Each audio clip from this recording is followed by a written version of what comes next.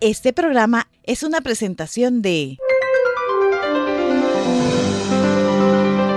el equipo de producción de Radio Bea. A todos los escuchas queremos invitarle a que si quieren profundizar en la palabra del Señor, este es el momento perfecto para unirse con nosotros acá en El Rollo del Libro. Prepárese para un tiempo de revelación, de crecimiento, donde juntos desentrañaremos las verdades eternas que transforman nuestra perspectiva y que guían nuestros pasos. Le invito, estimado oyente, a no quedarse fuera. Su participación es clave para enriquecer esta experiencia. Comenzamos. ¿Sabe qué dijo Dios en el Salmo 47? He aquí vengo. En el rollo del libro está escrito de mí.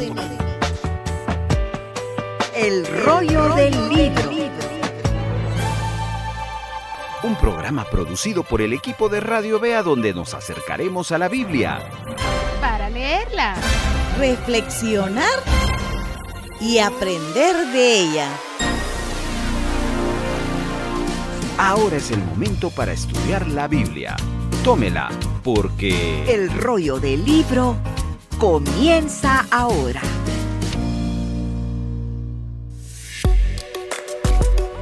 ahora escuchemos la introducción. Teológicamente hablando, hay 4 enfoques predominantes en el primer y en el segundo libro de Samuel. El primero es el pacto davídico. Los libros están marcados literalmente por 2 referencias al rey ungido. Uno está en la oración de Ana, 1 Samuel capítulo 2, y el segundo en 2 Samuel 22, el cántico de David. Esta es una referencia a Jesucristo, el Mesías, el rey que triunfará sobre las naciones que se oponen a Dios. Según la promesa de Dios, el Mesías vendrá a través del linaje de David y va a establecer el trono de David para siempre. Los eventos entonces de la vida de David registrados en estos libros prefiguran las acciones del hijo mayor de David, es decir, Cristo, pero proyectando al futuro. El segundo tema teológico es la soberanía de Dios.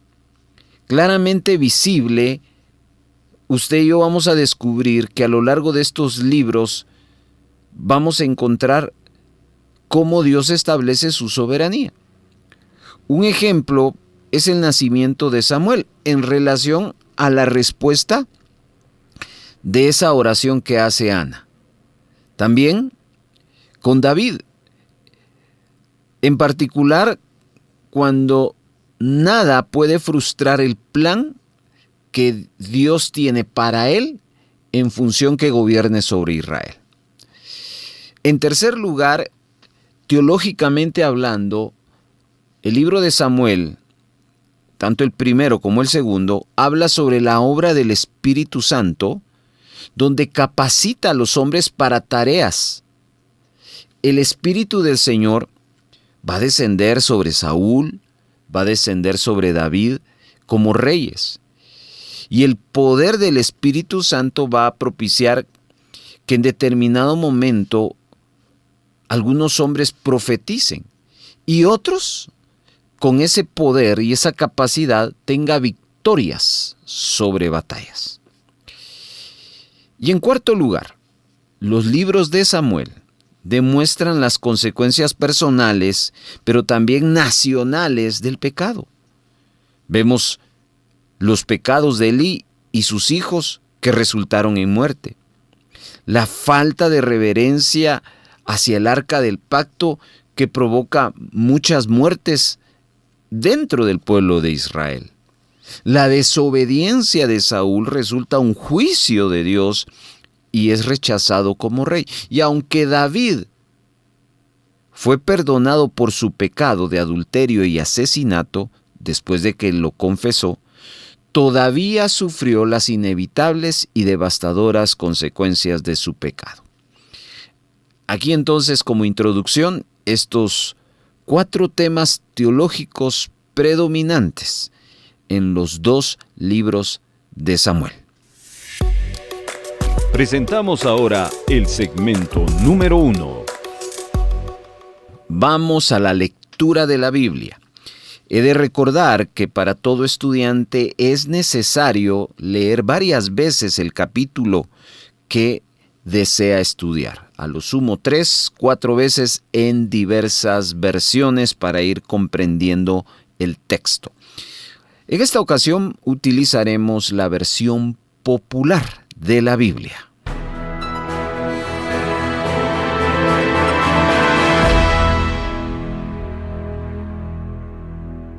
Primera Samuel 14. Aconteció un día que Jonatán, hijo de Saúl, dijo al criado que le traía las armas: ven y pasemos a la guarnición de los filisteos que está de aquel lado. Pero no lo hizo saber a su padre. Saúl se hallaba al extremo de Gabaa, debajo de un granado que hay en Migrón, y las gentes que estaban con él eran como 600 hombres. Ahías, hijo de Ahitob, hermano de Icabob, hijo de Finés, hijo de Eli, sacerdote de Jehová en Silo, llevaba el efod. El pueblo no sabía que Jonatán se había ido. Entre los desfiladeros por donde Jonatán procuraba pasar a la guarnición de los filisteos había un peñasco agudo de un lado y otro de otro lado. Uno se llamaba Bosés y el otro Cené. El primer peñasco estaba situado al norte hacia Micmas y el segundo al sur hacia Gabaa. Dijo pues Jonatán a su paje de armas: ven, pasemos a la guarnición de estos incircuncisos. Quizás haga algo Jehová por nosotros, pues nos es difícil para Jehová dar la victoria, sea con muchos o con pocos. Su paje de armas le respondió: haz todo lo que tu corazón te dicte. Ve pues, aquí estoy a tu disposición. Dijo entonces Jonatán: vamos a pasar hacia esos hombres para que ellos nos vean. Si nos dicen: esperad hasta que lleguemos a vosotros, entonces nos quedaremos en nuestro lugar y no subiremos a donde están ellos. Pero si nos dicen: subid hacia nosotros, entonces subiremos, porque Jehová los ha entregado en nuestras manos. Esto nos servirá de señal. Los dos se dejaron ver por la guarnición de los filisteos, y estos dijeron: mirad a los hebreos que salen de las cavernas donde se habían escondido. Y los hombres de la guarnición, dirigiéndose a Jonatán y a su paje de armas, les dijeron: subid a nosotros y os haremos saber una cosa. Entonces Jonatán dijo a su paje: sube detrás de mí, porque Jehová los ha entregado en manos de Israel. Subió Jonatán, trepando con sus manos y sus pies, seguido de su paje de armas. A los que caían de Jonatán, su paje de armas que iba detrás de él, los remataba. En esta primera matanza que hicieron Jonatán y su paje de armas, cayeron como 20 hombres, y todo en el espacio de una media yugada de tierra. Cundió el pánico en el campamento y por el campo, y entre toda la gente de la guarnición, a los que habían salido en la avanzada también los asaltó el pánico, y la tierra tembló, y hubo pues gran consternación. Los centinelas de Saúl vieron desde Gabaa de Benjamín cómo la multitud estaba turbada. Iban de un lado a otro y se dispersaba. Entonces Saúl dijo al pueblo que estaba con él: pasad ahora revista y ved quién se haya ido de los de nosotros. Pasaron revista y vieron que faltaba Jonatán y su paje de armas. Entonces Saúl dijo a Ahías: trae el arca de Dios, porque el arca de Dios estaba entonces con los hijos de Israel. Pero aconteció que mientras aún hablaba Saúl con el sacerdote, el alboroto que había en el campamento de los filisteos aumentaba e iba creciendo cada vez más. Entonces dijo Saúl al sacerdote: detén tu mano. Luego Saúl reunió a todo el pueblo que con él estaba y llegaron hasta el lugar de la batalla. Allí vieron que cada uno había desenvainado su espada contra su compañero y que había gran confusión. Los hebreos que desde tiempo antes habían estado con los filisteos y que desde los alrededores habían subido con ellos al campamento, se pusieron también del lado de los israelitas que estaban con Saúl y con Jonatán. Asimismo, todos los israelitas que se habían escondido en los montes de Efraín, al oír que los filisteos huían, también los persiguieron en aquella batalla. Esta se extendió hasta Bet-Aven, y así salvó Jehová aquel día a Israel. Pero los hombres de Israel fueron puestos en apuros aquel día, porque Saúl había hecho jurar al pueblo diciendo: cualquiera que coma pan antes de caer la noche, antes de que me haya vengado de mis enemigos, sea maldito. Y nadie había probado bocado. Todo el pueblo llegó a un bosque donde había miel en la superficie del campo. Entró pues el pueblo en el bosque, y vieron que allí corría la miel, pero no hubo quien la probara porque el pueblo temía el juramento.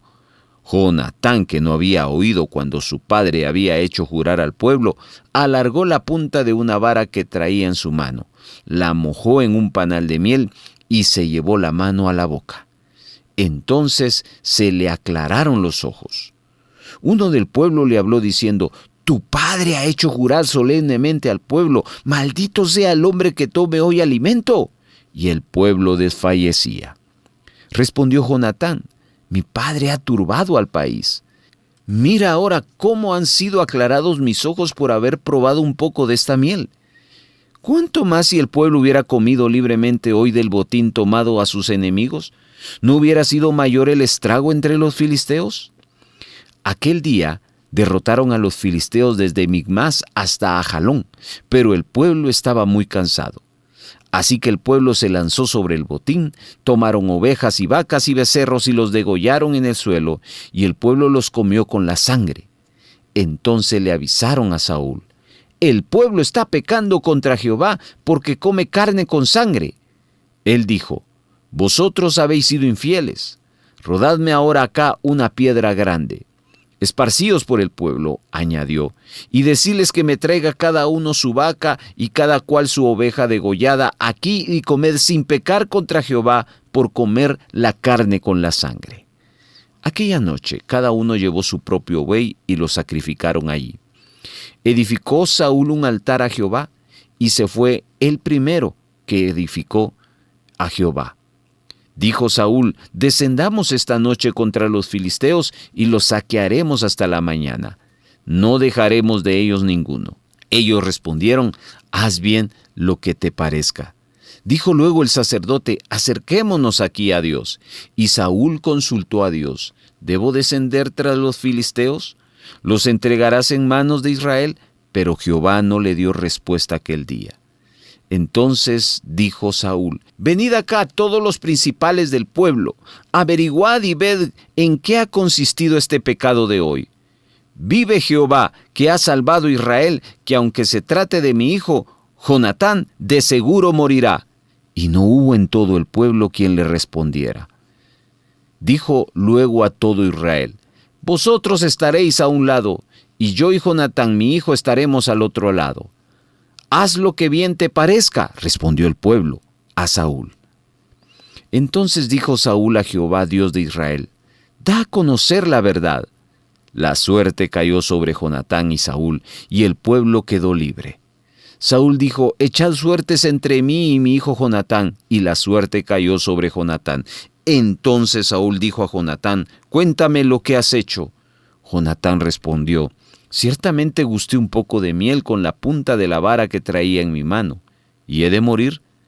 Saúl le dijo: traiga Dios sobre mí el peor de los castigos, si no te hago morir, Jonatán. Pero el pueblo dijo a Saúl: ¿ha de morir Jonatán, el que ha logrado esta gran victoria en Israel? No será así.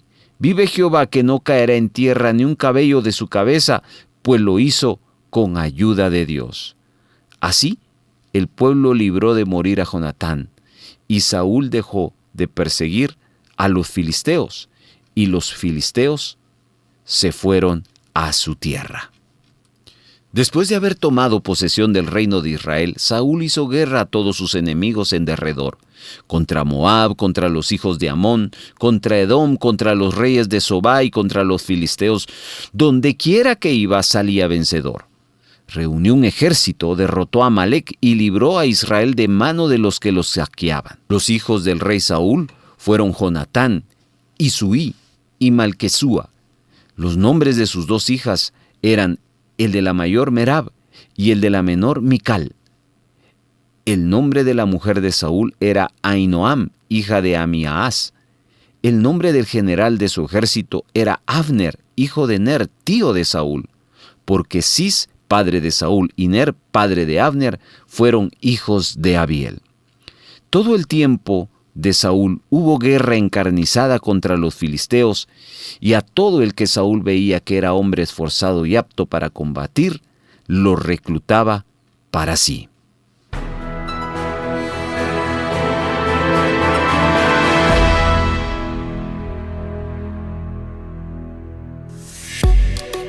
Avanzamos hacia el segmento número 2. Acá tomamos notas, vamos a reforzar con el siguiente comentario y usted toma ahí los apuntes que más le llamen la atención, que más hablen a su vida y que van a servir para ir entendiendo el texto bíblico. Comenzamos.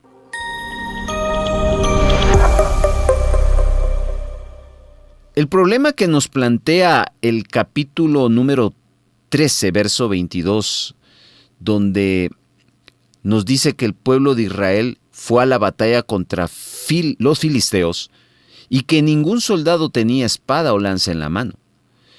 Tuvieron que luchar con sus herramientas y solo Jonatán y Saúl estaban equipados. Así que podemos imaginar el desánimo y lo temeroso que estaría el débil ejército israelita en esta presente batalla con los filisteos. De tal manera que Jonatán, preocupado por esta situación, toma a su escudero y decidió ir a una guarnición filistea sin decirle nada a su papá sobre esta decisión. Claramente leímos que nadie sabía que Jonatán se había ido. Los filisteos habían elegido cuidadosamente la ubicación de sus campamentos. Para que Jonatán y su escudero pudieran llegar allá, tenían que escalar un acantilado empinado. Jonatán sabía que él y su escudero no podían competir contra todo el ejército. Sin embargo, sabían que Dios no necesitaba un gran ejército para derrotar a los filisteos. Es por eso que recordamos el verso 6, donde Jonatán dice que Jehová puede salvarlos. Jonatán no sabía lo que iba a hacer Dios. Ni siquiera sabía si Dios actuaría a favor de ellos. Todo lo que sabía es que Dios era grande, más grande que todo el ejército de sus enemigos. Y sabía que él podía hacer algo y estaba dispuesto entonces él a ser usado por Dios o morir en el intento. El verso 7 nos habla de el ánimo que le da su escudero cuando él le dice que le va a ser fiel hasta la muerte. Así que con el apoyo de su escudero Jonatán se le ocurre un plan. El plan es, primero, poner el asunto en las manos del Señor. Decidió que no intentarían sorprender a los filisteos, sino que ellos iban a subir el acantilado hasta el campamento filisteo, y cuando éstos los vieran, si les pedían que se quedaran donde estaban, no iban a subir hasta la guarnición. Por el contrario, los filisteos los iban a invitar a pasar al campamento, y eso sería una señal de parte de Dios que les iba a dar la victoria. Así que los dos hombres emprenden esta aventura. Y como lo habían planificado, se hacen visibles ante sus enemigos. Cuando los filisteos los ven, les dicen que suban con ellos. Esta era la señal que buscaba Jonatán. Así que tomaron coraje, subieron el resto del camino hasta la cima y atacaron a los filisteos. Ese día 20 filisteos fueron aniquilados. Como ven, la presencia de Dios estaba con Jonatán y con su escudero. Ellos tuvieron un acto de fe, un acto de confianza en Dios, y esto abrió la puerta para que Él se manifestara de manera poderosa ese día. El verso 15 que leímos nos habla de que los filisteos entraron en pánico. El pánico se extendió desde el campamento a donde Jonatán y su escudero habían entrado hasta todo el ejército enemigo. Y nos dice que la tierra tembló ese día cuando Dios reveló su presencia. Y lo hace enviando pánico a la nación. El campamento israelita, uno de los vigías de Saúl, vio que el ejército filisteo se esparcía en todas direcciones. Y esto dejó perplejo a Saúl, quien se preguntaba qué estaba pasando. Empezó a llamar a sus fuerzas para ver si faltaba alguien. Y rápidamente ahí descubre que Jonatán y su escudero no estaban en el campamento. Saúl manda a llamar a Ahías para que trajera el arca de Dios. La intención era escuchar al Señor acerca de lo que había que hacer. Mientras Saúl hablaba con el sacerdote, tratando de buscar a Dios, hubo un ruido en el campamento porque ese escándalo se aumentaba más de parte de sus enemigos. Dios no habló, no hubo una palabra clara de parte del Señor. Así que Saúl decidió que había que actuar rápidamente. Le dice al sacerdote que retire la mano. En otras palabras, ya no va a usar al sacerdote. Saúl vuelve a actuar como actuó con Samuel. Ya no tiene tiempo de esperar una respuesta de parte de Dios. Él pensaba que había que hacer algo. Y aquí hay que preguntarnos si esta no era una prueba más de Dios.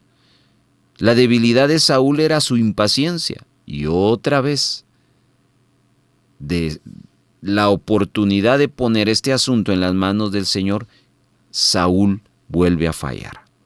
Reúne a sus hombres y va a la batalla. Y encuentran a los filisteos confusos. Dicen que se peleaban entre sí, golpeándose con sus espadas. Aquí podemos aprender que habían hebreos entre los filisteos ese día.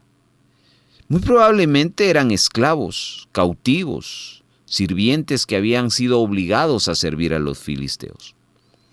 Cuando estos individuos vieron al ejército de Saúl que había llegado, ellos comienzan a rebelarse contra sus amos filisteos y pasan a ser parte del ejército de Israel. Incluso habían israelitas escondidos en las colinas, en las cuevas, y al ver lo que se estaba dando, se animaron y dejaron sus escondites y se reunieron a la batalla. Ese día dice que el Señor rescató a Israel de la mano de los filisteos. El acto de fe de Jonatán abrió la puerta para una gran victoria. Jonatán sabía que no era rival para el ejército filisteo, pero estaba dispuesto a dejar que Dios obrara a su favor. Jonatán se arriesgó, estuvo dispuesto a sacrificarse, puso su vida en peligro. Su confianza estaba en el Dios que podía liberar a su pueblo a través de dos personas. Así que, como ven, Jonatán no dependió de su fuerza y de su lógica. Él confiaba en el Señor. Saúl, por otro lado, fue motivado por la razón humana. No confió en el tiempo de Dios como rey de Israel. Pensó que necesitaba tomar decisiones y no podía esperar a Dios. Tenía que tomar el asunto en sus propias manos. Seguidamente, la historia nos lleva a considerar cómo Saúl estaba tan decidido a obtener la victoria sobre los filisteos, que ese día Saúl hizo algo precipitado. Ató a todo su pueblo bajo un juramento. En la Biblia los juramentos y las maldiciones se tomaban en serio. El resultado fue que ninguna de las tropas de Saúl se atrevió a comer. En esta ocasión, nos sigue relatando Samuel que al adentrarse en una zona boscosa encontraron un poco de miel en el suelo. Sin embargo, se acordaron del juramento de Saúl. El juramento era que el que comiera iba a estar maldito. Jonatán no estaba cuando Saúl declaró esa maldición. Cuando llegó a la región boscosa y vio la miel en el suelo, extendió su vara, la mojó en el panal y la comió. Y dice el verso 27 que sus ojos fueron aclarados. ¿Qué significa eso? Que la miel lo fortaleció. No fue hasta que Jonatán comió de la miel que se dio cuenta del juramento. La reacción de Jonatán aquí es muy importante. Primero, cuando se enteró del juramento, expresó abiertamente su desacuerdo. Y él mismo expresa que su papá había sido alborotador. Jonatán no estaba mostrando el respeto que Saúl merecía como su padre y como rey.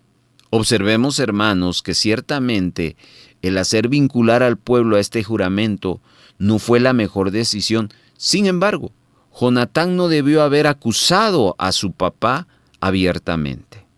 Otra cosa que hay que observar es que Jonatán justificó lo que hizo en lugar de aceptar su culpa. Algunas personas pueden suponer que debido a que Jonatán no sabía sobre el juramento, no era responsable. Pero esto no era de esa manera. Todo el ejército estaba obligado ante Dios a cumplir el juramento que el rey había hecho. Así que Jonatán era parte de ese ejército, de tal manera que era responsable de sus acciones. Quiero que usted entienda que supongamos que hacemos algo que ofenda a un amigo. Imaginémonos también que no fuéramos conscientes de nuestras acciones que han lastimado profundamente a esa persona. ¿Cuál debería de ser nuestra respuesta cuando descubramos lo que hemos hecho? Pregunto, ¿acaso no iríamos a donde está ese amigo y le deberíamos de pedir disculpas? ¿No somos culpables a pesar de no haber sabido que nuestras acciones eran ofensivas? Hermano, la ignorancia no era una excusa. Jonatán no sabía sobre el juramento, pero aún así era culpable. Así que su respuesta debió haber sido arrepentimiento. ¿Qué hizo él? Criticó y juzgó el juramento y a su papá. El relato nos habla de que los israelitas derrotaron a los filisteos, pero estaban exhaustos, de tal manera que se abalanzaron sobre el botín, las ovejas, las vacas, y los degollaron y se los comieron con la sangre. Según Levítico 17:10, comer sangre era violación de la ley de Moisés. Cuando Saúl escuchó lo que había hecho el pueblo y cómo había pecado contra Dios, les dijo a sus sirvientes que buscaran una piedra grande y la rodaran en medio de ellos. Cuando colocaron la piedra en medio de ellos, les dijo a sus hombres que trajeran ganado y ovejas y las mataran sobre la piedra, escurriendo la sangre sobre los animales para que no fueran culpables. Nos sigue diciendo el pasaje que Saúl edificó allí un altar en presencia del Señor. No está claro cuál era la intención de Saúl con esta ofrenda. Hay algunos comentaristas que creen que Saúl construyó el altar para ofrecer una ofrenda de acción de gracias por la victoria. Pero otros dicen que pudo haber sido una ofrenda de sacrificio por los pecados del pueblo.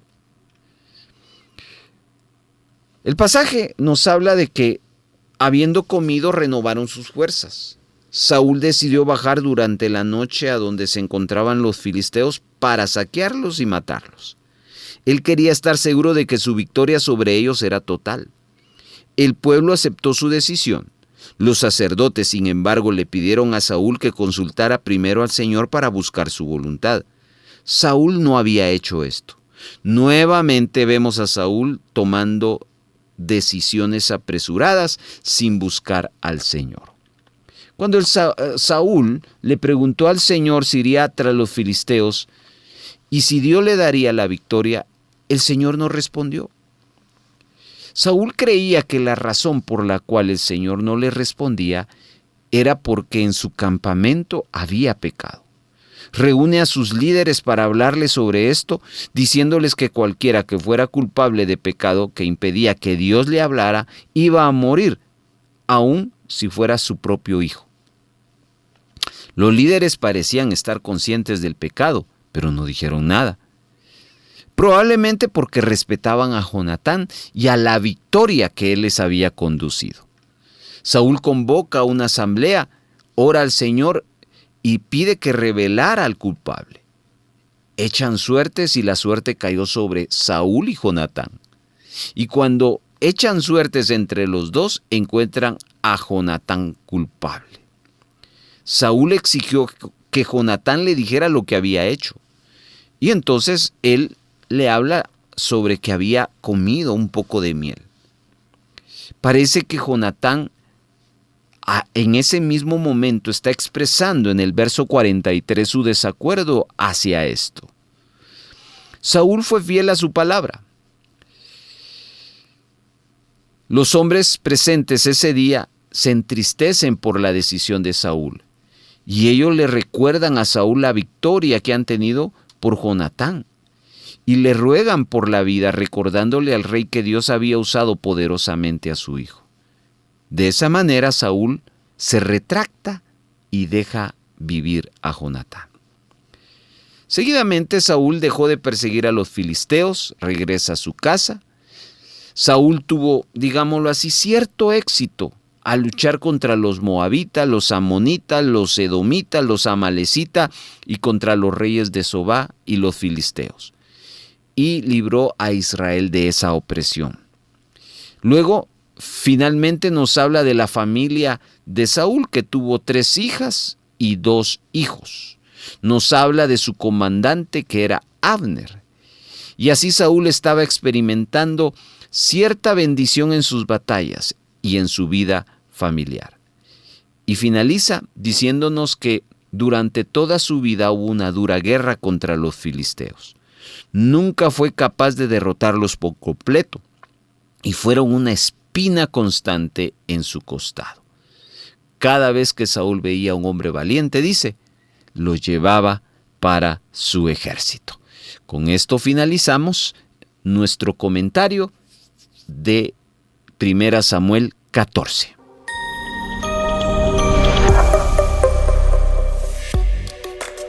Pasamos a el segmento número 3. El rollo del libro le ayuda a estudiar un pasaje bíblico de la siguiente manera. Observe, divida, subraye, encuentre y escriba. Número 1. Observe el pasaje que va a estudiar, dónde comienza y dónde termina. Encuentre en eso la idea principal. Para ello tendrá que leerlo varias veces. Y es importante que marque el inicio y el final del pasaje. 2. Divida. ¿Qué debe dividir? Ese pasaje que ya señaló en segmentos o párrafos. ¿Cómo determina los párrafos? En base a la idea de cada bloque. Y también es importante marcarlos. ¿Cómo determina los párrafos? Piense por un momento en que usted va a tomar una foto a una planta. Y usted le va a tomar de frente, por arriba, a los lados. A eso se le llaman planos. Esa es la idea de dividir en segmentos o párrafos. Busque la idea de cada párrafo y lo importante también es marcarlo. Número 3. Subraye la idea principal de cada párrafo anterior y esto debe hacerse respetando el orden para no quitar la esencia del pasaje. Es decir, no necesita escribir nada más que subrayar la idea principal. Así dejamos que la Biblia siga diciendo lo que nos quiere decir y no lo que nosotros queremos que diga. Número 4. Escriba. Utilizando no más de 15 a 20 palabras, la idea principal de todo el bloque. De esa manera estudiamos en el rollo del libro un pasaje bíblico, observando, dividiendo, subrayando, encontrando y escribiendo. Vamos a la práctica. Vamos ahora a desarrollar nuestro bosquejo. Ahí usted escuchó la forma que lo hacemos. Comenzamos.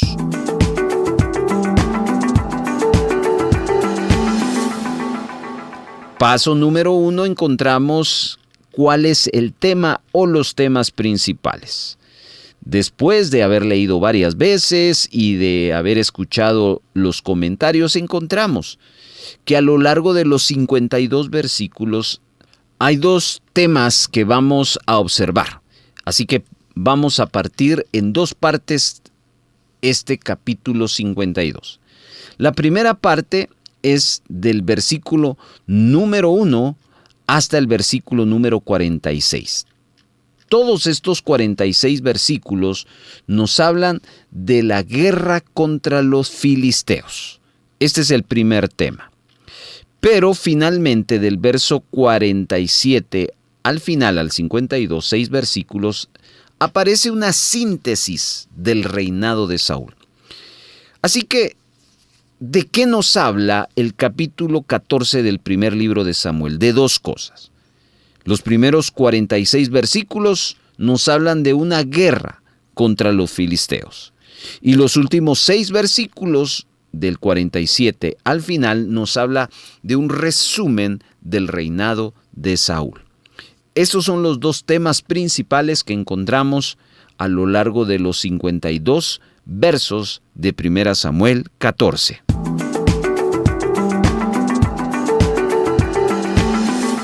Vamos a partir ahora los dos temas principales en bloques. De hecho, le anticipo que solo el primer tema es el que partiremos, el bloque número 1, ya que el bloque número 2, que son 6 versos, pues no se enfocan en el mismo tema. Así que vamos al primer bloque. Vamos a hacer de este primer tema, la guerra contra los filisteos, vamos a partirlo en 5 bloques. Vaya apuntando las siguientes instrucciones y puntos para nuestro bosquejo. Guerra contra los filisteos es el tema número 1. Son 46 versículos. Del versículo número 1 al versículo número 15, este es el primer bloque y le vamos a titular La valentía de Jonatán. Aquí usted va a observar cómo Jonatán con su escudero fueron valientes y tienen una gran victoria. Segundo bloque, a partir del verso 16 al versículo 23. Son 8 versículos. Y aquí vamos a observar al rey Saúl. Y lo vamos a titular, este bloque, segundo, Los impulsos de Saúl. Los impulsos de Saúl. Seguidamente, en el tercer bloque, a partir del 24 hasta el 30, 7 versos, aquí viene una decisión de Saúl. Decisión de Saúl. En el bloque anterior eran sus impulsos. En este tercer bloque, sus decisiones. Vamos al cuarto. Del verso 31 al verso 35 está formado el cuarto bloque. Son 5 versículos. Y a eso les titularemos las consecuencias de su decisión. Consecuencias de su decisión. Y cerramos este primer tema con los últimos 11 versos del 36 al 46 y le titularemos Tensión entre Saúl y Jonatán. Tensión entre Saúl y Jonatán. Así que, ¿de qué nos habla el primer tema de 1 Samuel 14? Nos habla de la guerra contra los filisteos. Primero nos relata sobre un acto valiente de Jonatán. Luego, Saúl interviene impulsivamente y va a dar paso a decisiones. Luego vamos a observar cómo esas decisiones tienen sus consecuencias. Y finalmente cierra este tema de la guerra contra los filisteos contra la tensión entre padre e hijo, entre Saúl y Jonatán. Seguidamente viene el tema número 2. El resumen del reinado de Saúl, el cual los 6 versos los vamos a dejar tal cual, no hay necesidad de partirlo. Aquí entonces ya vamos entendiendo el texto bíblico completo y cerramos este segmento.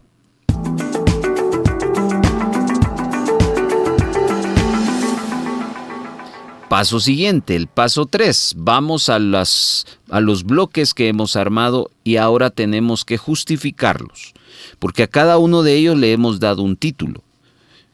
Y el título tiene que coincidir con el texto bíblico.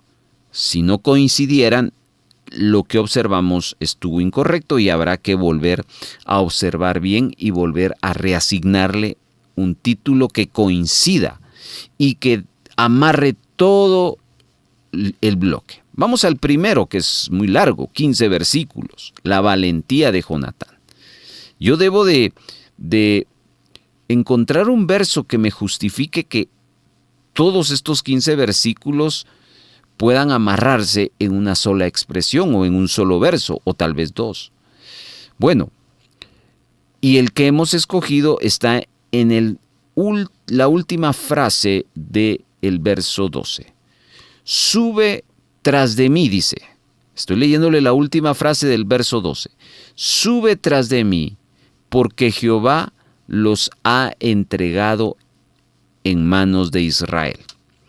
Recuérdese que el título es La valentía de Jonatán.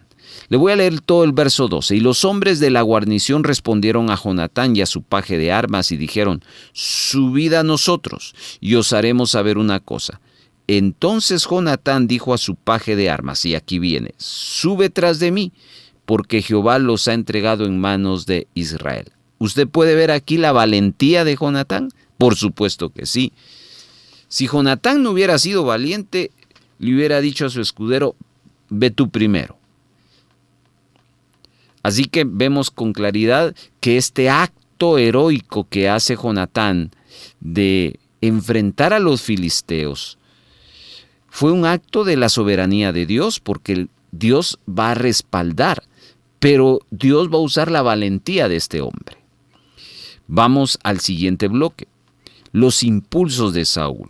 Estamos conociendo que Saúl era muy impulsivo. El bloque arranca cuando Saúl ve que el pueblo se inquieta porque ellos ven que los enemigos están inquietos. Así que lo que hace Saúl es pasar revista a su ejército y se da cuenta que su hijo y su escudero no están. Así que Saúl le habla al sacerdote que traiga el arca. El arca era muy importante para Israel en todo aspecto, no digamos para la guerra. De tal manera, mis hermanos, que Saúl lo que pretendía hacer era pedir dirección. Pero resulta ser que fue más el alboroto de los filisteos que inquietan al mismo ejército, que ya Saúl no está dispuesto a seguir con el protocolo espiritual, sino dice: no lo vamos a hacer, y así que decide ir a la batalla. Entonces es por ello que encontramos el final del verso número 19, la frase a subrayar o a anotar. Entonces dijo Saúl al sacerdote: detén tu mano. ¿Por qué le dijo Saúl que ya no iban a proceder a consultar a Dios? Porque él ve que su ejército está inquieto y era momento de actuar. Eso es el pensamiento de Saúl. Y que para él es mejor actuar que esperar que Dios le hable. Impulsos de Saúl. Entonces, como ven, aquí estamos justificando este nombre que le dimos al segundo bloque con el texto bíblico. Vamos al tercero. A este le titulamos Decisión de Saúl. Todo el verso 24 al verso 30 nos habla de que Saúl va a tomar una decisión. ¿Cuál fue la decisión? La decisión fue traer una maldición como una medida de presión al ejército, que estaba inquieto, porque el enemigo estaba inquieto. Entonces observe lo que dice el verso 24. Pero los hombres de Israel fueron puestos en apuros aquel día, porque Saúl había juramentado al pueblo diciendo, y esto es lo que hay que subrayar o marcar: cualquiera que coma pan antes de caer la noche, antes que haya tomado venganza de mis enemigos, sea maldito. Eso es lo que hay que subrayar. Esa fue la decisión. Presionar al pueblo de Israel, a su ejército sería, con el fin de lograr su objetivo de tener la victoria sobre los filisteos.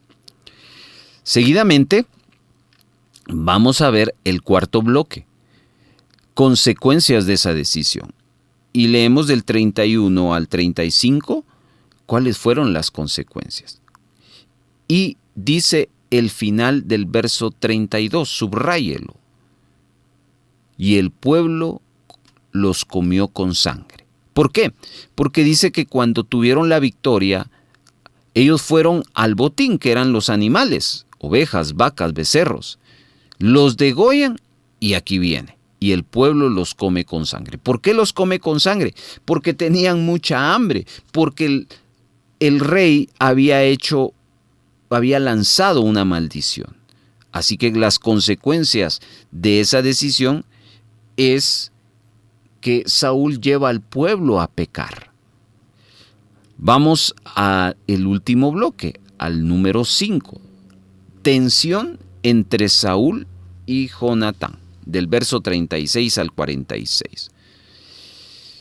Resulta ser, como lo narra la Biblia, que Saúl quiere ir a terminar esta guerra por completo y decide ir a descender en contra de los filisteos y vuelve y trata de consultar al Señor.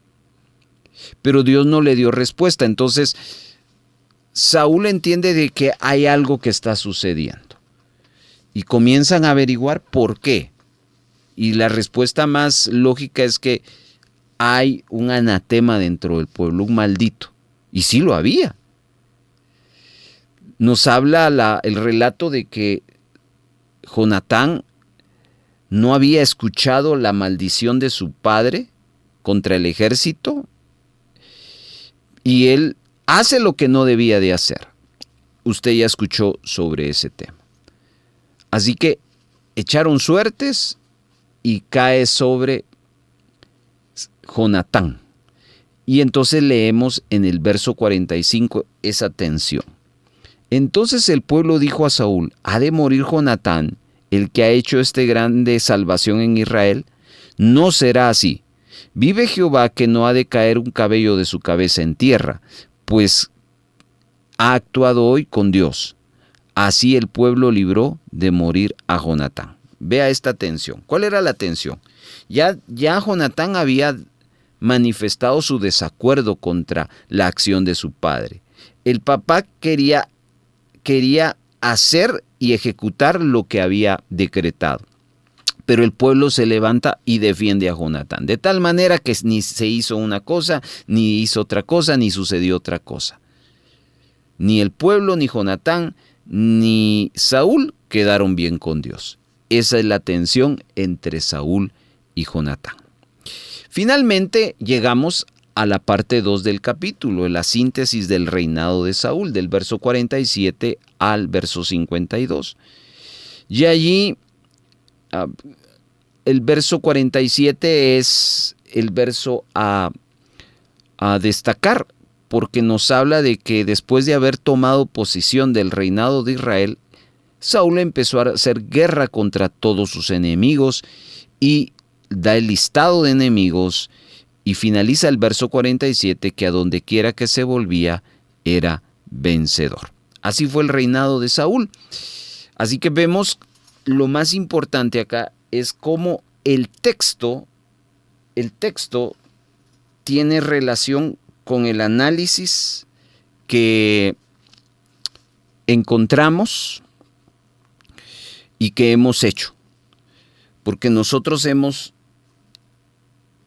hecho nuestro análisis, pero ese análisis no es un análisis personal, no es un análisis que nosotros nos hayamos inventado, sino es un análisis que tiene que ver con el texto, y eso es lo que se llama una exégesis. Con esto cerramos entonces nuestro tercer paso.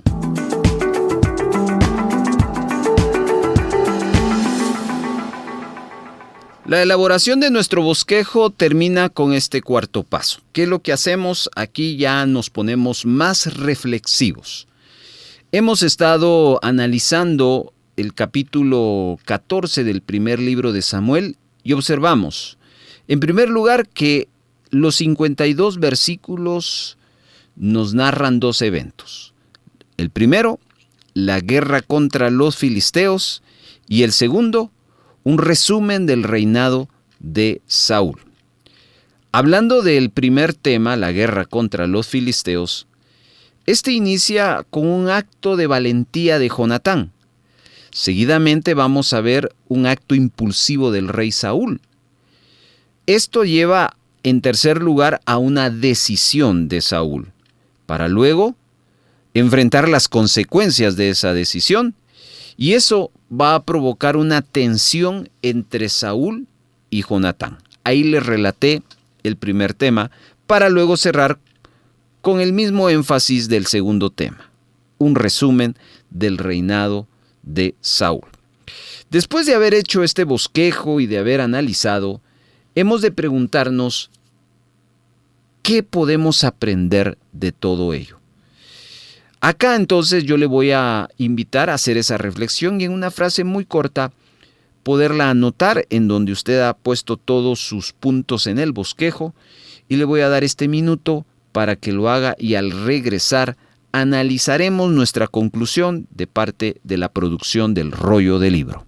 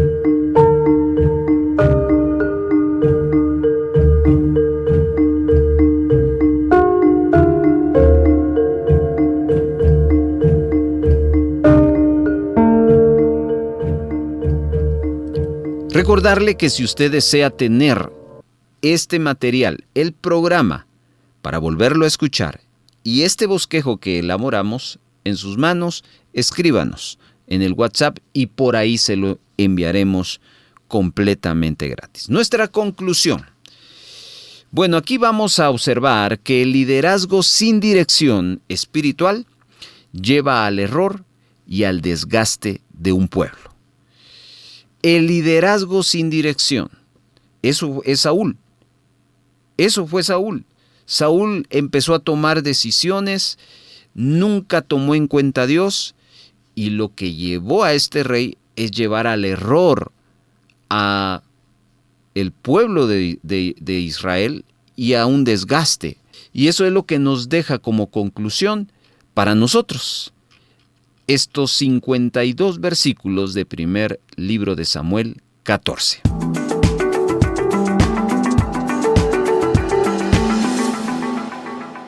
Comuníquese con el rollo de libro enviando un mensaje de texto a nuestro WhatsApp o Telegram al 4235 7457. 4235 7457. Además, puede escribirnos utilizando la red social de Facebook. Búsquenos como Radio Vea Guatemala y utilice el Messenger, donde estaremos atendiendo sus mensajes. Antes del cierre, queremos decirle: ha sido un verdadero privilegio compartir este tiempo de estudio bíblico con todos ustedes. Esperamos que las verdades que hoy hemos explorado resuenen en nuestros corazones y nos impulsen a vivir una semana llena de propósito. Que la palabra siga siendo la lámpara a nuestros pies y la luz que alumbra nuestro camino. Nos vemos la próxima vez para seguir creciendo juntos en la fe. Comuníquese con El Rollo del Libro enviando un mensaje de texto a nuestro WhatsApp o Telegram al 4235 7457. 4235 7457. Además, puede escribirnos utilizando la red social de Facebook. Búsquenos como Radio Vea Guatemala y utilice el Messenger, donde estaremos atendiendo sus mensajes.